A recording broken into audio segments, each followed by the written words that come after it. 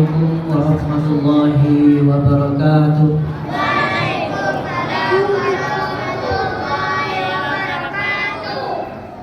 Alhamdulillahirabbil alamin. Nahmaduhu wa nasta'inuhu wa nastaghfiruh. Wa na'udzu billahi min shururi anfusina wa min sayyiati a'malina. Man yahdihillahu fala mudilla lahu wa man yudlil fala hadiya lahu. Asyhadu an la ilaha illallah wahdahu la syarika lahu wa asyhadu anna Muhammadan abduhu wa rasuluh. Allahumma shalli wa sallim wa barik ala Muhammadin wa ala alihi wa sahbihi ajma'in. Alhamdulillah, bersyukur kita kepada Allah Subhanahu wa taala yang pada malam kelima ini kita masih diberikan kesehatan dan kesempatan sehingga kita masih bisa bersama-sama melaksanakan sholat isya secara berjamaah dan nanti dilanjutkan dengan sholat tarawih dan witir secara berjamaah. Ma'asyiral muslimin jamaah Masjid Al-Mu'awwarah yang dirahmati Allah, pada malam kelima ini judul yang diberikan adalah manfaat dari sholat. Kita ketahui bahwa sholat merupakan salah satu rukun Islam yang kedua. Jadi artinya kita kalau merasa diri sebagai orang Islam, namun ketika kita tidak melaksanakan sholat, artinya keimanan dan keislaman kita kurang. Mengapa? Karena salah satu rukun Islam itu adalah mengerjakan sholat. Dan begitu juga sholat itu merupakan tiangnya agama. As-sholatu imaduddin, faman aqomaha faqad aqomaddin, wa man tarakaha faqad hadamaddin. Sholat itu adalah tiangnya agama. Barang siapa yang mendirikan sholat, berarti dia menegakkan, mengokohkan agamanya. Dan barang siapa yang meninggalkan sholat, berarti dia merobohkan agama. Ma'asyiral muslimin jamaah rahmati Allah. Adapun manfaat atau fungsi dari sholat itu yang pertama adalah merubah kita menjadi orang-orang yang baik. Dalam surat Al-Ahzab disebutkan wa aqimis sholat inna sholata tanha 'anil fahsya'i wal munkar. Dan dirikanlah sholat, sesungguhnya sholat itu bisa mencegah kita dari perbuatan keji dan munkar.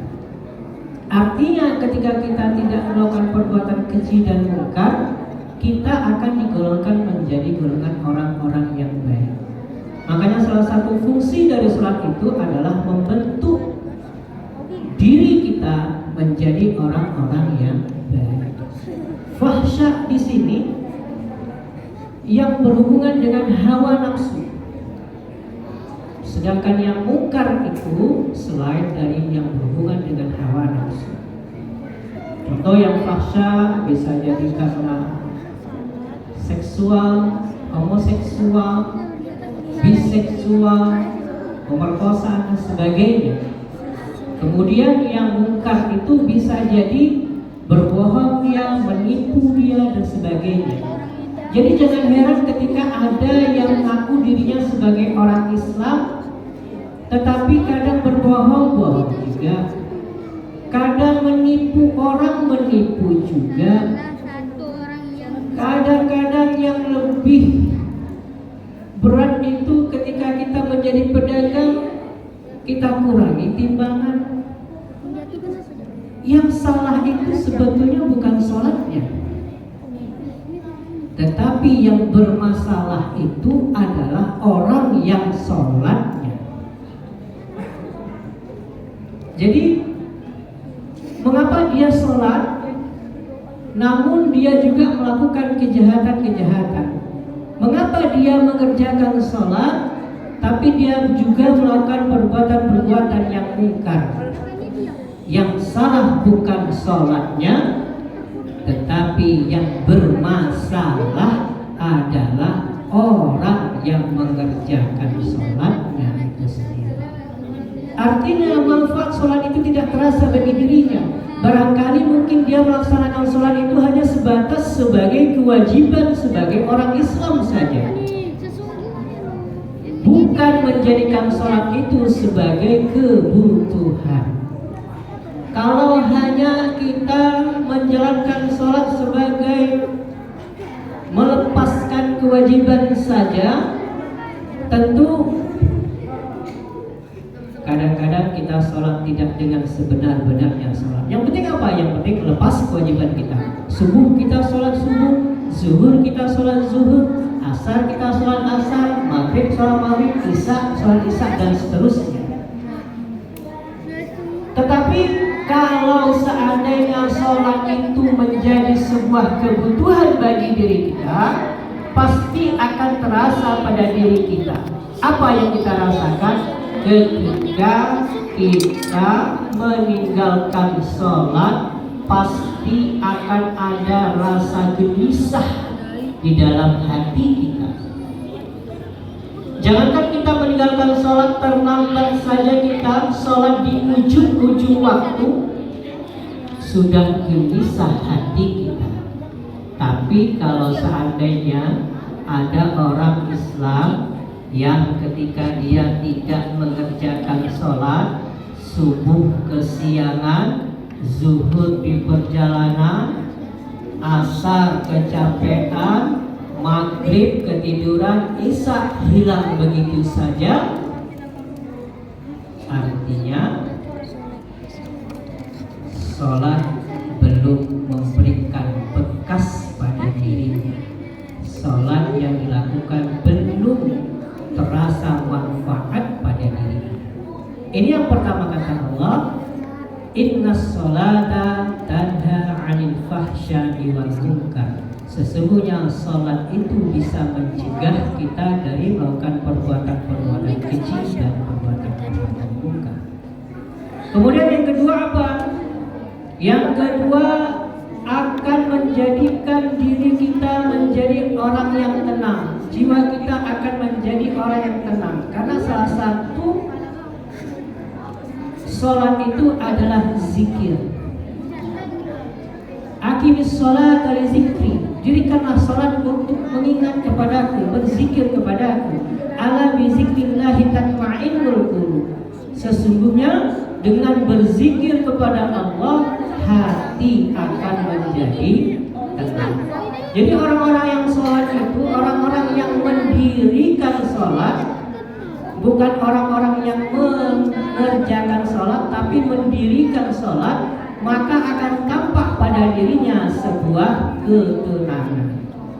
Jadi kalau kita memandang orang itu, teduh kita memandang. Kadang-kadang kan kita bisa merasakan ketika kita melihat orang lain itu, ada yang kita melihat orang itu seram, ada yang melihat orang itu tenang. Kadang-kadang pingin kita bertemu terus, pingin kita melihat wajahnya terus. Nah, orang-orang yang membekas sholatnya dalam dirinya, maka dalam penampilannya, wajahnya akan terpancar sebuah ketenangan. Bukan hanya pada diri orang yang sholat itu saja, bahkan orang yang melihat dirinya juga akan merasa tenang. Kemudian yang ketiga, sholat itu bisa membersihkan dosa-dosa kita. Karena kata Nabi, sholat 5 waktu itu ibarat sungai yang mengalir di depan rumah kita, yang ketika setiap kali kita mandi, subuh kita mandi, zuhur kita mandi, asar kita mandi, maghrib, isya kita mandi, maka akan hilanglah kotoran-kotoran pada diri kita. Sholat yang bagaimana? Sholat yang benar-benar sholat. Bukan sholat hanya sebatas kewajiban saja. Bukan sholat karena malu dengan anaknya. Bukan sholat karena malu dengan istri atau suaminya, dan sebagainya. Sehingga ketika kita memang benar-benar mendirikan sholat, ibarat kita mandi 5 kali sehari. Kalau sudah mandi 5 kali, sedangkan kita mandi 3 kali sehari saja, kotoran itu sudah jauh dari badan kita, apalagi kita mandi 5 kali.